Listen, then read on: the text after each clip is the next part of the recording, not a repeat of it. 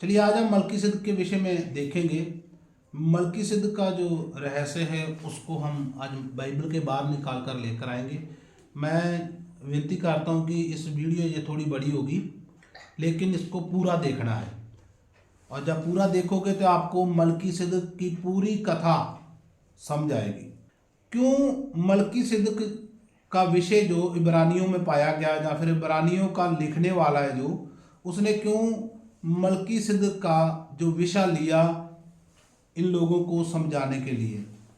सबसे पहले ये बात है कि ये जो खत लिखा गया है, माना जाता है कि ये वो लोग थे जो यहूदी लोग मसीह को ग्रहण किए हुए थे, लेकिन इनके बीच आकर फिर वही फरीसी असीनी सदूकी आते थे। वो आकर इन लोगों को कई बातें सिखाते थे, लेकिन जो दूसरी पत्रियां हैं उससे कुछ इधर अलग है। अलग ये है कि यहाँ पर जो विषय चल रहा है वो चल रहा है दशमांश का। दशमांश किसको लेना चाहिए, किसको नहीं लेना चाहिए। तो यहूदियों का ये विचार था कि दशमांश सिर्फ लेवी गोत्र ले सकता है, जो याजक है वो ले सकता है। लेकिन इब्रानियों का जो लेखक है वो इन लोगों को समझा रहा है कि दशमांश जरूरी नहीं है कि लेवी गोत्र ले। दशमांश लेवी गोत्र के बाहर की गोत्र भी ले सकते हैं, और दशमांश वो भी ले सकता है जो यहूदी नहीं है। तो इन लोगों को समझाने के लिए ये बात चल रही है। दूसरी बात ये कि इन लोगों का घमंड था कि अब्राहम हमारा पिता है और अब्राहम से हम अलग किए हुए हैं। अब्राहम से हमें खतना की जो व्यवस्था है वो मिली है। तो जो इब्रानियों का लेखक है वो इन लोगों का घमंड तोड़ रहा है।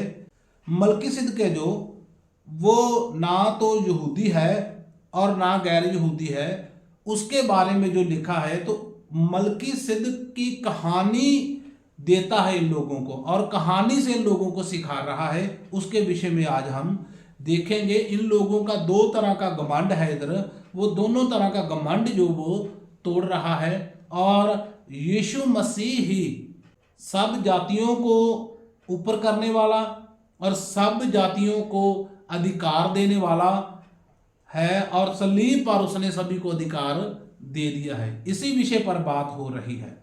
हम कुछ आयतों को देखते हैं। इब्रानियों 7 को जब हम देखेंगे तो उधर हमें पता चलेगा कि यहाँ पर विषय क्या चल रहा है और किस विषय को वो पूरा कर रहा है इब्रानियों का लेखक।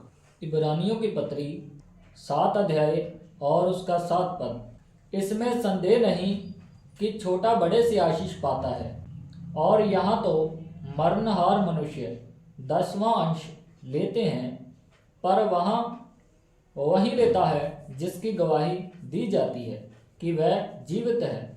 तो हम यह भी कह सकते हैं कि लेवी ने भी जो 10वां अंश लेता है अब्राहम के द्वारा 10वां अंश दिया, क्योंकि जिस समय मलकीसिद्क ने उसके पिता से भेंट की उस समय वह अपने पिता की देह में था। जो इनमें विवाद था, झगड़ा था, वो था दशमांश का। दशमांश किसको लेना चाहिए, किसको नहीं लेना चाहिए। तो आइए इस कहानी को समझने के लिए हम पहले उत्पत्ति 14 अध्याय को देखेंगे। उधर देखेंगे सबसे पहले मलकीसिद्क कौन था। तो देखिए, जब हम मलकीसिद्क को देखते हैं या फिर अब्राहम को देखते हैं, तो जब अब्राहम को परमेश्वर ने उसके पिता के घर से अलग किया, उस समय अब्राहम यहूदी नहीं था। उस समय अब्राहम इब्रानी था जो यहूदी नहीं थे। उस समय अब्राहम एक अन्य जाति था। उस समय अब्राहम का जो पिता है, ऐसा माना जाता है कि वो मूर्ति बनाने वाला था। तो अब्राहम एक मूर्ति पूजक था। उस घर से अब्राहम को परमेश्वर ने अलग किया, और जैसे उसको अलग करता है परमेश्वर और उसको बोलता है कि मैं आपको एक ऐसा देश दूंगा जिसमें दूध की नदियां बहती हैं और मधु की नदियाँ बहती हैं और वहाँ का जो खान पान है वो पूरी धरती से अच्छा है। ऐसा मैं आपको एक देश दूंगा और मेरे पीछे लग और अपने पिता के घर से निकल ले। तो सबसे पहले ये बात समझ ले कि अब्राहम उस समय यहूदी नहीं था, ना ही उस समय अब्राहम का खतना हुआ था। जब हम देखते हैं कि अब्राहम अपने पिता के घर से निकला और उसका कुटुंबी यानी उसका भतीजा वो भी उसके साथ निकला और चलते चलते एक जगह ऐसी आती है जहाँ पर उनके नौकरों में आपस में झगड़ा होता है और झगड़े के बाद वो दोनों अलग अलग हो जाते हैं। और हम देखते हैं कि जो उसका भतीजा है वो सदूम में रह जाता है और अब्राहम उसके आगे चला जाता है। तो देखते हैं अब्राहम अपने भतीजा लूत को छोड़कर कहाँ गया। उत्पत्ति 13 अध्याय उसका 18 वचन में हम देखते हैं तो पता चलेगा। उत्पत्ति की किताब 13 अध्याय और उसका 18 पद। इसके पश्चात अब्राहम अपना तंबू उखाड़कर ममरे के बांज वृक्षों के बीच जो हेब्रोन में थे जाकर रहने लगा और वहां भी यहोवा की एक वेदी बनाई। तो अब्राहम जाकर इधर बस जाता है और बाद में क्या होता है, पीछे उसका जो भतीजा लूत है उसको दूसरे देश के राजे आकर लूट कर ले जाते हैं। तो हम उत्पत्ति 14 अध्याय में जब देखते हैं तो वहां पर हम कहानी को देखेंगे पूरी को। उस समय मलकीसिदक का अब्राहम के साथ क्या रोल रहा होगा और कैसे रोल बना वह। और इब्रानियों में जब लेखक लिखता है तो उस समय अब्राहम का और मलकीसिदक का विषय क्यों लेता है। तो सबसे पहले हमने देखा कि इस समय अब्राहम यहूदी नहीं है और खतने वाला नहीं है, अभी तक इसका खतना भी हुआ नहीं है। तो इब्रानी लोगों को जब खत लिख रहा था तो उस समय खत लिखते समय उन लोगों को याद दिला रहा है कि जो अब्राहम ने किसको दशमांश दिया और वो कौन था जिसको दशमांश दिया उसको हम देखेंगे। लेकिन उससे पहले हम पूरी कहानी को देखते हैं। उत्पत्ति की किताब 14 अध्याय। अब्राहम का लूत को छुड़ाना। शिनार के राजा अमरापेल और इलासार के राजा कदोलार ओमेर और गोइम के राजा तिदाल के दिनों में ऐसा हुआ। देखिए अभी बता रहा है उस समय राजा था अयोरेक, ठीक है। और ये कुछ राजे हैं जिन लोगों ने क्या किया हम देख रहे हैं यहाँ पर। शिनार का राजा और कुछ और राजे मिलकर अब्राहम के कुटुंबी पर क्या कर रहे हैं, हमला करते हैं और उसको लूट कर ले जाते हैं। देखते हैं आगे। हाँ जी। कि उन्होंने सदोम के राजा बेरा और अमोरा के राजा बिरशा और अदमा के राजा शिनाब और सबोईम के राजा शेमेबेर और बेला जो सोर भी कहलाता है, इन राजाओं के विरुद्ध युद्ध किया। ये सभी राजकर इन राजों के विरुद्ध क्या करते हैं, सबसे पहले युद्ध छेड़ते हैं। इन राजों के विरुद्ध युद्ध छेड़ते हैं। फिर क्या होता है, इन पांचों ने सिद्धीम नामक तराई में जो खारे ताल के पास है एका किया। एका कर लिया इन पांचों ने मिलकर कि हम क्या करेंगे, इनको लूटेंगे। 5 राजा मिलकर इन सब के ऊपर क्या कर रहे हैं, एक युद्ध की योजना बना रहे हैं। 12 वर्ष तक तो ये कदोलार ओमेर के अधीन रहे।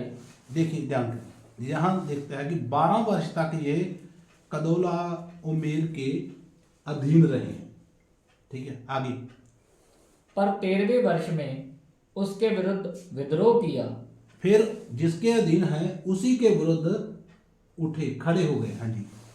14वें वर्ष में कदोलार ओमेर और उसके संगी राजा आए और अश्तरोतकनम में रपाइयों को और हाम में जूजियों को और शाबे क्रियतेम में इमियों को और सेईर नामक पहाड़ पर होरियों को मारते मारते उस एलापारान तक जो जंगल के पास है पहुंच गए। इन सभी राजाओं को इन 5 राजाओं ने मिलकर क्या किया, सबसे पहले जिसके अधीन है उसके विरुद्ध और मारते मारते मारते मारते जहाँ तक ये आ गए हैं।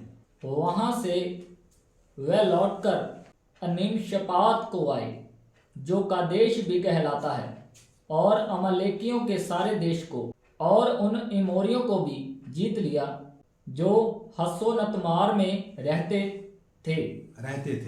यहाँ तक मारते मारते मारते मारते आगे। अभी आगे क्या मिलेगा इनको?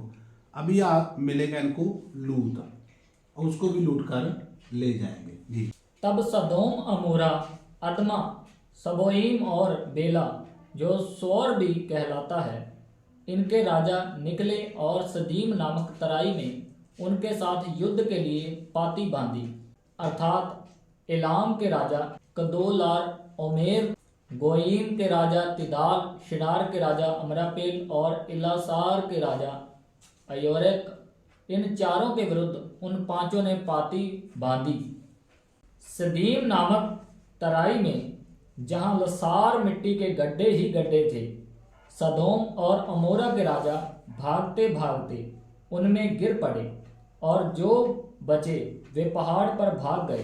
तो देखते हैं जो 5 राजा मिलकर लूटते लूटते लूटते लूटते आकर कहाँ आ गए? सदूम और अमूरा पर आ गए। और सदूम और अमूरा का जो राजा है वो क्या कर रहा है? अपने भीड़ को लेकर, जहाँ पर अपने साथियों को लेकर वो भागता है। कुछ तो वहां पर लिखा गड्ढे हैं, वहां पर गिर गए, और कुछ पहाड़ियों पर भाग गए। इस बात को ध्यान में रखना, अगर मलकीसिदक की पूरी कहानी को देखना है तो, समझना है तो इस बात का ध्यान रखना है। सदूम और अमूरा का राजा वो भाग गए। उसके बाद क्या होता है फिर देखते हैं जी। तब वे सदोम और अमोरा के सारे धन और भोजन वस्तुओं को लूट लाट कर चले गए। सदूम अमूरा का, क्योंकि वो तो भाग गए, जो उनको बचाने वाले थे वो तो भाग गए। तो अभी क्या हुआ? सदूम और अमूरा का जो पूरा धन संपत्ति है वो 5 राजे लूट कर ले गए, और बीच ले गए लूत, और उसका भी सारा माल धन ले गए, सब कुछ ले गए। लूट किसकी हुई है? सदूम और अमूरा की। लूट किसकी हुई है? सदोम और अमूरा की हुई है। ठीक है, अभी क्या आगे होगा देखिए। और अब्राम का भतीजा लूत, जो सदोम में रहता था, उसको भी धन समेत वे लेकर चले गए। तब एक जन जो भागकर बच निकला था, उसने जाकर इब्री अब्राम को समाचार दिया। अब्राम तो एमोरी ममरे, जो एशकोल और अनेर का भाई था, उसके 5 वृक्षों के बीच में रहता था, और ये लोग अब्राम के संग वाचा बांधे हुए थे।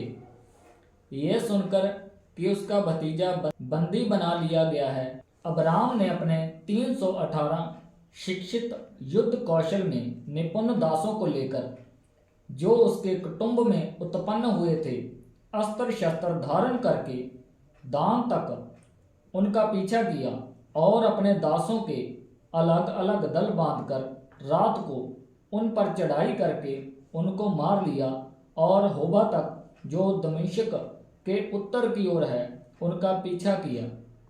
तो ऐसा हुआ, अब्राम का भतीजा लूट ले गए। उसमें से एक आदमी भागा, उसने आकर अब्राहम को बताया। अभी अब्राहम ने कितने लोग लिए? 318।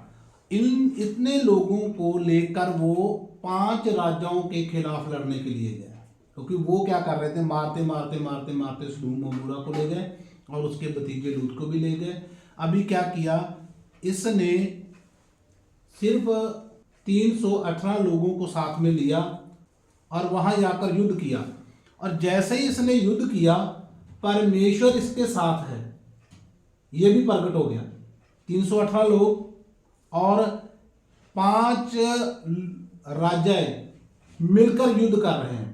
उनमें से सदूम और अमूरा का जो पूरा धन वापस लेकर आना छोटी बात नहीं है, ये 318 लोग नहीं कर सकते, लेकिन परमेश्वर इसके साथ था।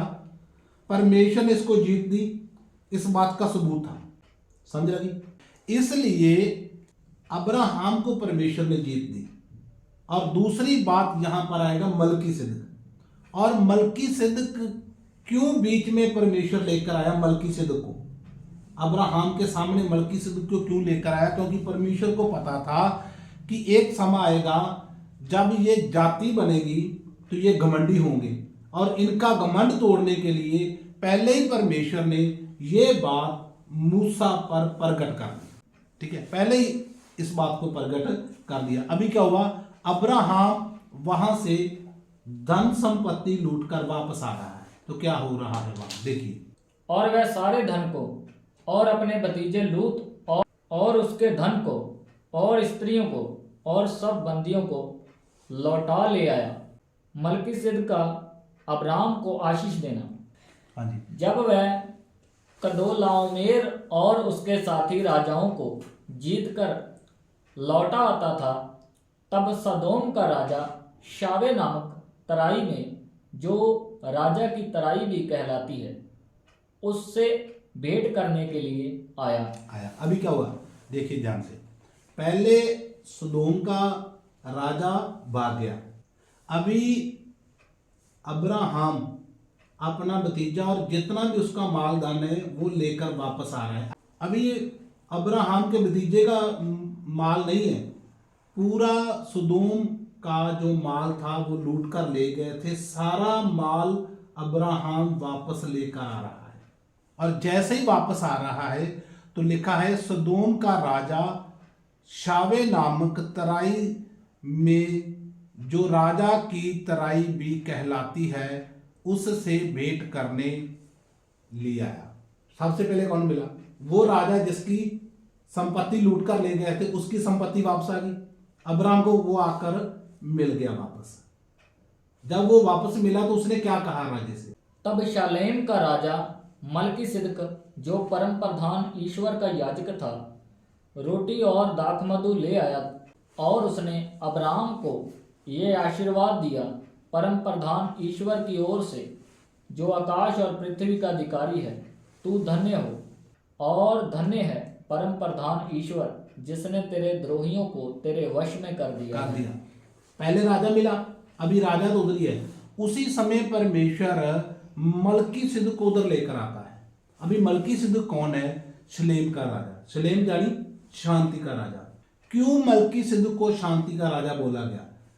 ऐसा माना जाता है कि मलकीसिदक जिस समय शलेम का राजा था, उस समय मलकीसिदक के समय में कोई भी युद्ध नहीं हुआ।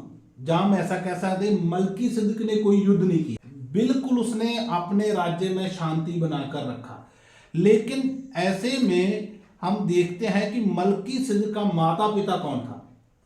तो परमेश्वर उत्पत्ति की किताब लिखते समय किस पर प्रकट कर रहा है? मूसा पर। तो अभी तो बात चल रही अब्राहम की, तो मूसा तो यहां नहीं है, तो मूसा तो अभी काफी आगे जाकर आएगा। लेकिन परमेश्वर इस बात को प्रकट कर रहा है मूसा पर, और मूसा इस बात को लिख रहा है। एक तो दशमांश शब्द मूसा लिख रहा है, क्योंकि अब्राहम के समय तो दशमांश नहीं था, शब्द ही नहीं था। हो सकता है मलकीसिदक को अब्राहम ने ऐसे ही अपने धन की लूट से दे दिया हो। कितना है? 10वां हिस्सा है, 5वां हिस्सा है, आधा है, क्या है, ये तो नहीं होगा। लेकिन दशमांश शब्द क्यों लिखा? वो इसलिए लिखा क्योंकि मूसा के समय दशमांश था। इसलिए मूसा ने अपने यहूदी भाइयों को समझाने के लिए कि जब अब्राहम को परमेश्वर ने अपने घर से लेकर आया, रास्ते में उनके भतीजे की लूट हुई, 318 लोगों को परमेश्वर का दास अब्राहम लेकर गया और उन राजाओं से वापस लेकर आया सारा सामान लूट कर। अभी मूसा बता रहा है कि अब्राहम ने मलकीसिदक को दशमांश दिया। मलकीसिदक कौन था? शलेम का राजा। शलेम का यानी शांति का राजा, शांति बनाए रखने वाला वो राजा था जिसको हमारे पिता अब्राहम ने दशमांश दिया था। अभी इब्रानियों में क्या चल रहा है? दशमांश का झगड़ा चल रहा है, और यहूदी कहते हैं कि हम बड़े हैं, हमारे बीच एक लेवी गोत्र के सिवा कोई दूसरा दशमांश नहीं ले सकता है। लेकिन मूसा ने जो लिखा था उसी बात को याद करा रहा है इब्रानियों का लेखक, याद करा रहा है। ठीक है, क्या याद करा रहा है? कि अब्राहम ने उसको दशमांश दिया। तब अब्राम ने उसको सब वस्तुओं का दशमांश दिया। ये बात मूसा ने लिखी है यहूदियों को सिखाने के लिए कि हम जब पहले अब्राहम को परमेश्वर ने अलग किया उस समय मलकीसिदक को हमारे पिता ने दशमांश दिया। तो ना तो इस समय मलकीसिदक ही यहूदी है, वो तो अन्य जाति है। अब्राहम खुद भी अन्य जाति है, वो भी अभी तक खतनाहीन है जी। तब सदोम के राजा ने अब्राम से कहा, प्राणियों को तो मुझे दे और धन को अपने पास अभी क्या रख। देखिए, जब अब्राहम लूटकर वापस आ रहा था तो उस समय सबसे पहले कौन मिला? सदोम का राजा, वो मिल गया। और सदोम का राजा अभी मिला है तो साथ ही मलकीसिदक भी उनके लिए खाना लेकर आता है और मलकीसिदक को वो अपना दशमांश देता है। इनकी बात पूरी हुई तो उधर से कौन बोलने लगा? फिर सदोम का राजा बोलने लगा कि ऐसा करो, ये जो आपके साथ जवान है, फौजी है, ये मुझे दे दो और धन तू ले जा। अभी वो क्यों उन फौजियों को मांग रहा है सदोम का राजा? इसलिए कि ये 318 लोग, वाह क्या बात है, सभी को हरा कर ले आए, वापस ले आए धन संपत्ति। जिनसे मैं भागा था 318 फौजी लेकर गया है और उनसे हमारा धन संपत्ति वापस लेकर आया।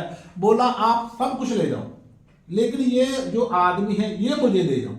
क्योंकि इतनी कम मात्रा में वो लोग सभी राजाओं को हराकर वो धन संपत्ति फिर से लूट लेके आ गए। फिर लूट के तो जब ये मेरे पास होंगे फौजी तो मुझे किसी भी राज्य का डर नहीं होगा, कोई मुझे लूट नहीं पाएगा। लेकिन उसको ये नहीं पता था कि ये 318 लोग नहीं लूट कर लेकर आए हैं, जो अब्राहम के साथ परमेश्वर है वो इनको जीत देकर लेकर आया है। सही बात है। हाँ, उनको ये नहीं पता था, इसलिए उसने क्या किया, ये फौजी तो मुझे दे दे, धन तुम ले लो। लेकिन अब्राहम क्या कहता वहां पढ़िए। अब्राम ने सदोम के राजा से कहा, परम प्रधान ईश्वर यहोवा जो आकाश और पृथ्वी का अधिकारी है, उसकी मैं यह शपथ खाता हूँ कि जो कुछ तेरा है उसमें से ना तो मैं एक सूत और ना एक जूती और ना जूती का बंधन ना कोई और वस्तु लूंगा, कि तू ऐसा ना कहने पाए कि अब्राम मेरे ही कारण धनी हुआ। अब्राहम ने उसको जवाब दे दिया, बोला मैं तुझे ना तो अपने आदमी देकर जाऊंगा और ना ही मैं तेरे माल में से कुछ लेकर जाऊंगा। तेरे मन में ऐसा ना आए कि अब्राहम को मैंने अमीर कर दिया, अब्राहम जो मेरे देश का लूटा हुआ धन लेकर गया इसलिए वो अमीर हो गया। इसलिए मैं आपके सम्मान में से एक जो सूत जहां पर हम कहें बूट का तस्मा, वो भी लेकर नहीं जाऊंगा, वो भी आपके पास ही छोड़कर जाऊंगा। मेरा परमेश्वर मेरे साथ है जो जीत देने वाला है। तो उसने वहां पर क्या किया, परमेश्वर को बड़ा किया। पर जो कुछ इन जवानों ने खा लिया है और उनका भाग जो मेरे साथ गए थे, अर्थात अनेर, एशकोल और ममरे, मैं नहीं लौटाऊंगा। वे तो अपना अपना भाग रख ले। जो मेरे साथ हैं उनका जो हिस्सा है वो अपना अपना हिस्सा रखे, लेकिन मैं आपके घर से कुछ भी लेकर नहीं जाऊंगा। लेकिन हम क्या देख रहे हैं, जहां पर मलकीसिदक की कहानी चल रही है। मलकीसिदक की कहानी जानी, अब्राहम ने मलकीसिदक को अपना दशमांश दिया। दशमांश शब्द क्यों लिया वो मैंने आपको पीछे बता दिया है, ठीक है। चलिए हम चलते हैं इब्रानियों 7 में। अभी इब्रानियों 7 में जो बता रहा है उसके बारे में पूरा सीखेंगे। मलकीसिदक की पूरी कहानी जो पीछे हमने देखी और अभी इब्रानियों में जो कह रहा है वो भी सीखेंगे, क्यों इन लोगों को कह रहा है जी। इब्रानियों की पत्री 7 अध्याय। मलकीसिदक याजक। यह मलकीसिदक शालेम का राजा और परम प्रधान परमेश्वर का याजक सर्वदा याजक बना रहता है। जब अब्राहम राजाओं को मारकर लौटा जाता था तो इसी ने उससे भेंट करके उसे आशीष दी। ये बात ध्यान से देखने, 2 बातें मैं यहाँ पर बताऊंगा। सबसे पहले तो मलकीसिदक याजक कैसे हो सकता है, क्योंकि उस समय तो कोई याजक नहीं थी। याजक तो जब तंबू बांधता है उस समय मूसा के द्वारा चुना जाता है याजक। लेकिन याजक का पूरा मतलब क्या है? याजक का मतलब होता है एक समुदाय का अगुवा होना, ठीक है। जैसे हम आज देखते हैं गांव में सरपंच होता है, तो वो अगुआ होगा, वो उसको हम उनकी भाषा में जाजक बोल सकते हैं। ठीक है, ऐसा हुआ करता था। तो मलकी सिद्क अपने समुदाय का एक अगुआ था उन लोगों का। ठीक है, तो वो अगुआ होने के नाते मलकी सिद्क एक ऐसा समुदाय का जाजक था या अगुआ था जो पूरी तरह से शांति बनाए रखा था, इसीलिए उसको जाजक बोला गया। दूसरी बात यहाँ पर यह लिखी गई, जब अब्राहम राजाओं को मारकर लौटा जाता था तो इसी ने उससे भेंट करके आशीष दी। अभी बात देखो यहाँ पर क्या कह रहा है कि जब अब्राहम लौट आ रहा था तो यही मलकीसिदक था जिसने अब्राहम को आशीष दी। और अब्राहम ने आशीष किससे पाई? एक अन्य जाति से, दूसरी जाति का कोई था, दूसरी जाति से इन्होंने आशीष पाई। अब ये क्या सोच रहे हैं कि आशीष देने का सिर्फ हमें ही अधिकार है और किसी को अधिकार नहीं है। लेकिन लेखक बता रहा है कि अब्राहम को आशीष किसने दी? मलकीसिदक ने, जो गैर यहूदी था। तो इनका घमंड था ये, वो घमंड तोड़ रहा है। आगे, इसी को अब्राहम ने सब वस्तुओं का 10वां अंश भी दिया। यह पहले अपने नाम के अर्थ के अनुसार धर्म का राजा और फिर शालेम अर्थात शांति का राजा है। ये सबसे पहले तो अब्राहम ने उसको दशमांश दिया। किसको? जो अभी तक ना तो कोई यहूदी है, ना वहाँ पर कोई जाजक है, ना वहाँ पर कोई लेवी है। वो कौन सी जाति का था कोई पता नहीं, उसका कोई पता ही नहीं। उसको उसने दशमांश दिया जी। जिसका ना पिता ना माता ना वंशावली है, जिसके दिनों का ना आदि है और ना जीवन का अंत है, परंतु परमेश्वर के पुत्र के स्वरूप ठहर कर वह सदा के लिए याजक बना रहता है। तो मूसा ने जो उन लोगों को लिख के दिया, वो लिख के दिया कि एक मलकीसिदक था जो शलेम का राजा था, उसको अब्राहम ने अपना दशमांश दिया। इससे ज़्यादा नहीं लिख के दिया। वो किसका बेटा था, उसकी माता का नाम क्या था, वो कौन था, ये नहीं लिख के दिया। लेकिन वो एक अन्य जाति था, वो अब्राहम के वंश का नहीं था जिसको उसने दशमांश दिया। तो लेखक यहाँ पर वही बात कर रहा है कि उसकी माता, उसका पिता कौन था, वो कौन सी जाति का था, किसी को नहीं पता। लेकिन वो शांति का राजा था, धार्मिकता का राजा था और वो शांति बनाए रखने वाला था। यही लेकर दिया गया है। उसका जन्म क्या था, उसकी मौत कैसे होगी, ये नहीं लिखा। लेकिन आपके अब्राहम ने उसको दशमांश दिया था। परंतु परमेश्वर के पुत्र के स्वरूप ठहर कर वह सदा के लिए जाजक बना रहता है। क्योंकि यहाँ पर इब्रानियों को और अब्रानियों के बीच यीशु मसीह को बड़ा बताना था कि सबसे उत्तम यीशु मसीह है और यीशु मसीह ने सभी जातियों को एक कर दिया है, कोई बड़ा कोई छोटा नहीं है। इसलिए वो मलकीसिदक की पदवी के अनुसार, जैसे मलकीसिदक सदा का जाजक है, उसके पिता का, उसके आगे पीछे का कुछ भी पता नहीं है। मलकीसिदक परमेश्वर के पुत्र के समान सदा का जाजक बना रहता है। यीशु मसीह के सम्मान उसको ठहरा दिया। अब इस पर ध्यान करो कि वह कैसा महान था जिसको कुलपति अब्राहम ने लूट के अच्छे से अच्छे माल का 10वां अंश दिया। वो कितना महान था जिसको हमारे पिता अब्राहम, जिसको हम कहते हैं कि हमारी कुलपति वहां से चलती है। वैसे तो सभी की कुलपति आदम से चलती है, लेकिन इन लोगों का ये मानना था कि हमारी कुलपति जो अब्राहम से चलती है। तो उन लोगों को कहता है, ये भी देखिए कि वो कितना महान था जिसको हमारे कुलपति अब्राहम ने दशमांश दिया।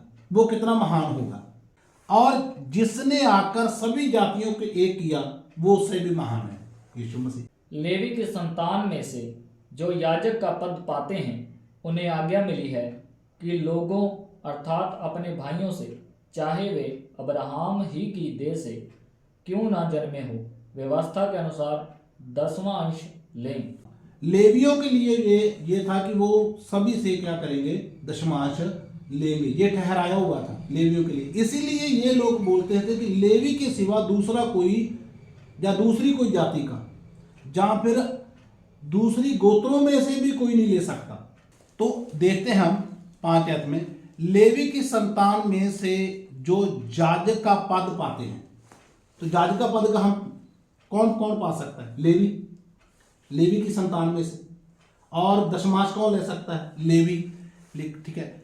उन्हें आज्ञा मिली है कि लोगों अर्थात अपने भाइयों से, चाहे वे अब्राहम की देह से क्यों ना जन्मे हों, व्यवस्था के अनुसार दशमांश ले। सिर्फ वो ही ले सकते हैं। कौन? लेवी ही ले सकते हैं। जी आगे। पर इसने जो वंशावली में का भी ना था, अब्राहम से 10वां अंश लिया, और जिसे प्रतिज्ञा मिली थी उसे आशीष दी। पर यहाँ क्या है? यहाँ पर यह है कि जो दशमांश लेने वाला है वो अब्राहम की वंशावली में नहीं था, जिसको अब्राहम ने दशमांश दिया। तो फिर आप कैसे घमंड कर सकते हो? आप कैसे कह सकते हो कोई दशमांश नहीं ले सकता? क्योंकि जो हमारा पिता है अब्राहम, उसने दशमांश किसको दिया? जो अब्राहम की वंश में नहीं था। तो ले सकते हैं, कोई भी ले सकता है। वहां क्या था? उस समय भी कोई यहूदी नहीं था।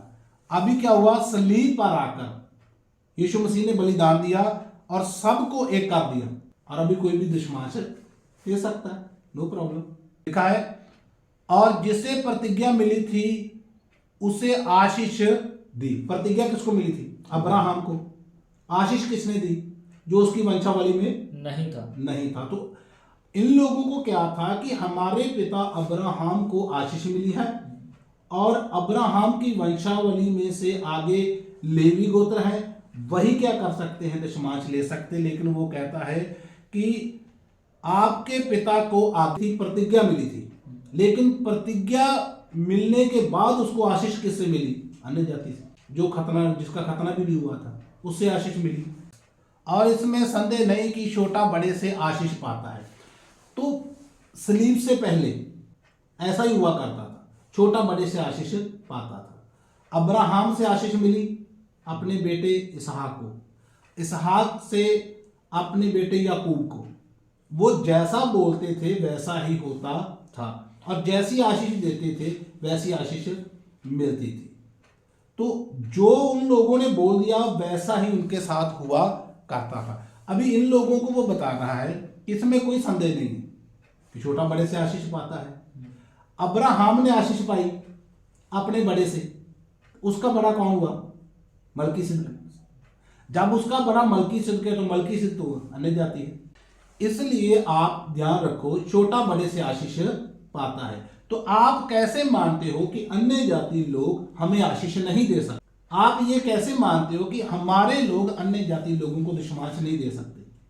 कैसे मानते हो? और यहाँ तो मरणहार मनुष्य 10वां अंश लेते हैं। मरणहार कौन थे? मतलब जो लेवी गोत्र था, कोई भी मनुष्य है वो क्या है? मरणहार है।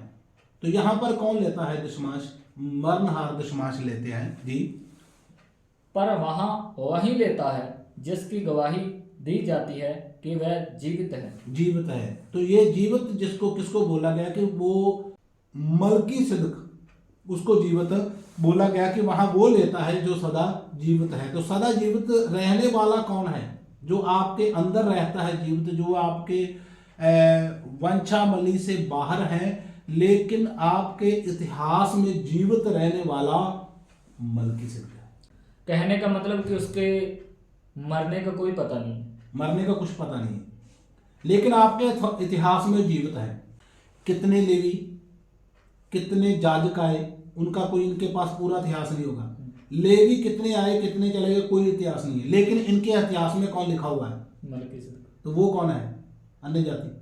जहां पर मरने वाले लिख रहे हैं वहां पर सदा जीवन जीने वाला जो है परमेश्वर के पुत्र के समान रहने वाला सदा जीवन, जिसकी ना कोई कुलपत्री और ना उसके माता पिता का कोई कुछ भी पता नहीं है। पता नहीं है। ठीक है। एक जीवित वो होता है जैसे यीशु मुर्दों में से जिंदा हुआ। एक जीवित वो होता है कि जो इतिहास में बोल रहा है, वो जीवित होता है। तो वो जीवित कौन है? मलकीसिदक। जी। अच्छा, तो यहाँ पर जो जीवित कहा गया है वो मलकीसिदक के लिए शब्द यूज किया गया है। जी।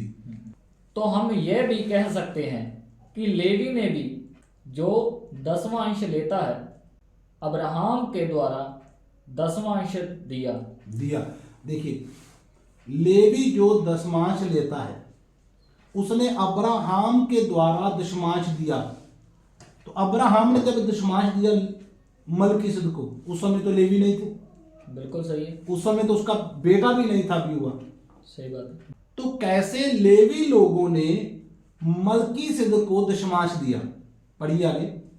क्योंकि जिस समय मलकीसिदक ने उसके पिता से भेंट की उस समय वह अपने पिता की देह में था। जब अब्राहम मलकीसिदक को दशमांश दे रहा था तो लेवी कहाँ था? अब्राहम के बीज में, अब्राहम के अंदर। तो जब उसके अंदर था तो उस समय लेवी किसको दशमांश दे रहा था? गैर यहूदी को, जिसका पता भी नहीं है कौन था वो, कौन नहीं था। समझा रहा है ना? ठीक है। तो लेवी जो आज जिसको आप बोलते हैं वो दशमांश लेने वाला है, उसके सिवा कोई दूसरा दशमांश नहीं ले सकता। उसने खुद गैर यहूदी को दशमांश दिया। ये बात इब्रानियों का लेखक यहूदी लोगों को समझाने के लिए लिख रहा है, जाकर उनके घमंड को तोड़ने के लिए लिख रहा है कि आप बोलते हो खतना खतना खतना, आप बोलते हो यहूदी यहूदी यहूदी, आप बोलते हो हमारी व्यवस्था। उस समय कुछ भी नहीं था, ना तो खतना था, ना वो व्यवस्था थी, ना लेवी थे, लेकिन अब्राहम के अंदर थे। और उन इसी लेवियों ने गैर यहूदी को क्या दिया था? दशमांश दिया था। जी आगे। यदि लेवीय याजक पद के द्वारा सिद्धि प्राप्त हो सकती तो फिर क्या आवश्यकता थी कि दूसरा याजक मलकीसिदक की रीति पर खड़ा हो और हारून की रीति का ना कहलाए। लेखक जो लिखता है वो इनको कहता है कि यदि लेवी गोत्र या लेवियों से सिद्धि प्राप्त हो जाती, हम मुक्ति को प्राप्त, उद्धार को प्राप्त कर लेते, तो दूसरे किसी की जरूरत ही ना होती। कोई मलकीसिदक की पदवी के अनुसार, अभी मलकीसिदक की पदवी क्या थी? वो शलेम का राजा था, शांति का राजा था। अभी वो शांति सदा तक बनाए रखने वाला राजा आगे जो पैदा हुआ मलकीसिदक की पदवी के अनुसार सदा जीवित रहने वाला राजा, वो यीशु मसीह है। जी। क्योंकि जब याजक का पद बदला जाता है तो व्यवस्था का भी बदलना अवश्य है। व्यवस्था क्या कहती थी? दशमांश सिर्फ लेवी ले सकता है, लेकिन लेखक कहता है कि जब याजक बदला गया तो व्यवस्था बदलना भी जरूरी है। क्यों जरूरी है? क्योंकि व्यवस्था के अनुसार कौन ले सकता था दशमांश? लेवी गोत्र। अभी जब व्यवस्था बदली गई तो कोई भी दशमांश ले सकता है। जैसे मलकीसिदक की कोई कुलपत्री नहीं है। तो इनके साथ किसी की कुलपत्री मिलती है या नहीं मिलती है, ये तो मैंने नहीं रखता, क्योंकि वो व्यवस्था ही बदल दी, पूरी तरह से बदल दी, उसको बदल दिया गया। और जब व्यवस्था बदल गई तो फिर आपकी जब व्यवस्था नहीं रही, नई व्यवस्था आ गई है, नई वाचा आ गई है, इसमें कोई भी दशमांश ले सकता है। जो परमेश्वर का काम करता है, जो यीशु मसीह का सुसमाचार ले जा रहा है, उनमें से कोई भी दशमांश ले सकता है। उसकी आपके साथ कुलपत्री मिलती है नहीं मिलती है, वो लेवी गोत्र से है या किसी और गोत्र से है, कोई भी काम करे कोई भी ना करे। क्योंकि इन लोगों को ये भी कहा जाता था ना, जैसे हम देखते हैं यीशु का एक मत्ती चेला था, तो वो तो लेवी गोत्र से था, तो वो तो हो सकता है कि ये तो लेवी गोत्र से दशमांश ले सकता है, लेकिन मरकुस कैसे ले सकता है? लूका कैसे ले सकता है? पौलुस कैसे ले सकता है? पतरस तो मछली पकड़ने वाला है, वो कैसे ले सकता है? तो ये चाहे यहूदी थे, लेकिन वो कहते थे नहीं, ये लेवी गोत्र से नहीं है, इसलिए ये दशमांश नहीं ले सकते हैं।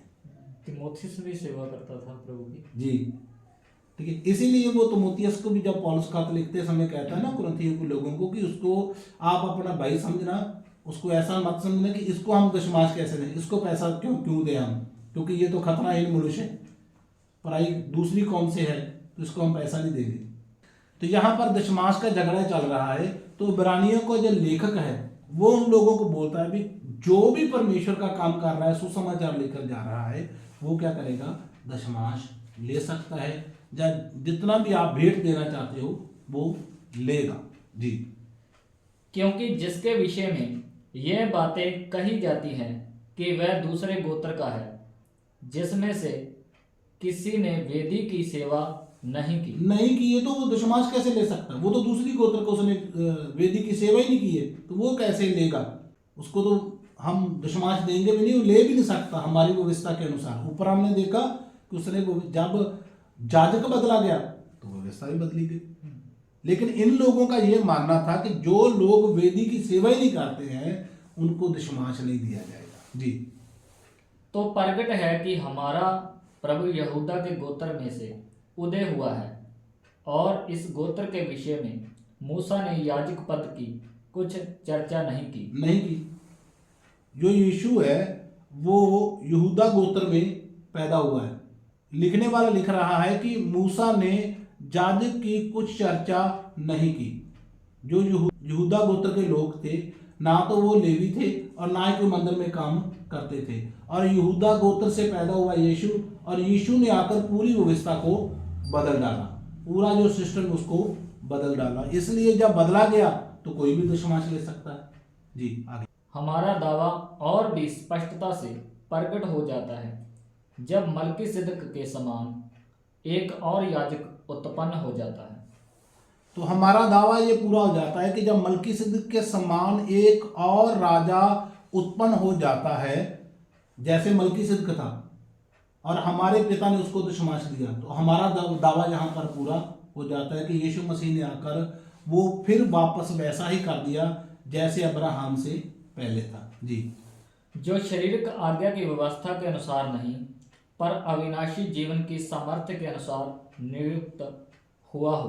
तो आपने लेवी गोत्र को शारीरिक व्यवस्था के अनुसार बनाया था, शारीरिक व्यवस्था के अनुसार उसको बनाया था। लेकिन जो यीशु मसीह है वो अविनाशी जीवन की सामर्थ्य के अनुसार नियुक्त किया हुआ है। जब अविनाशी जीवन आ चुका है तो शारीरिक जीवन की जो शारीरिक व्यवस्था थी उसकी हमें जरूरत नहीं है। यीशु के द्वारा हमें अनंत जीवन जो मिल चुका है, अविनाशी जीवन जो मिल चुका है। जी। क्योंकि उसके विषय में यह गवाही दी गई है, तू मलकीसिदक की रीति पर युगानुयुग याजक है। तो यहाँ हम देखते हैं जो भजन सहायता 110 का 4 वचन, वहां पर जो भजनकार है वो भी इस बात की अगुवाई दे रहा है कि मलकीसिदक की रीति पर युगो युग याजक है। तो इन लोगों को वो पढ़ते समय समझ आना चाहिए था कि पहले ही हमें भजनकार ये लिखकर दे रहा है कि एक ऐसा आने वाला है जो सदा सदा का याजक रहने वाला है। वो आकर फिर वो काम करेगा जो अब्राहम के खतना से पहले हुआ था। इस प्रकार पहली आज्ञा निर्बल और निष्फल होने के कारण लोप हो गई। और लोप होगी। पहली आज्ञा क्या थी? सिर्फ दशमांश कौन ले सकता है? लेवी गोत्र। लेवी गोत्र ले सकता है। अभी वो लोप हो चुकी है। ठीक है, इस कारण क्योंकि इसकी जो अगुवाही है वो पहले ही भजनकार ने लिख दी थी। हाँ जी। और उसके स्थान पर एक ऐसी उत्तम आशा रखी गई है जिसके द्वारा हम परमेश्वर के समीप जा सकते हैं। हमारे लिए उन्हें ऐसी आशा एक रख दी गई है, हम डायरेक्ट पिता के पास जा सकते हैं। वो आशा हमें यीशु मसीह के जो सदा का याजक है, जिसने सलीब पर आकर सभी जातियों को मिला दिया, सभी को एक कर दिया। अभी कोई यहूदी नहीं है, कोई गैर यहूदी नहीं है, कोई मलकीसिदक नहीं है, कोई लेवी नहीं है, कोई यहूदा गोत्र नहीं है, कुछ भी है, सभी एक हो चुके हैं। यीशु मसीह ने सबको आकर एक कर दिया। यही जो मलकीसिदक की पूरी कहानी है। इन लोगों को ये बताना था कि मलकीसिदक वो है जिसकी कोई जाति नहीं है, जिसका कोई माता नहीं है, जिसको कोई पिता नहीं है, वो कहाँ जन्मा था किसी को नहीं पता। लेकिन मलकीसिदक कौन था? शांति बनाए रखने वाला। यीशु मसीह कौन है? शांति बनाए रखने वाला। मलकीसिदक वो था जिसको आपके पिता ने दशमांश दिया, और लेवी ने खुद उसके अंदर रहते हुए दशमांश दिया। तो अभी हम किसी को भी दशमांश दे सकते हैं, जो परमेश्वर का सुसमाचार सुनाता है उसको हम अपना दान दे सकते हैं। आमीन।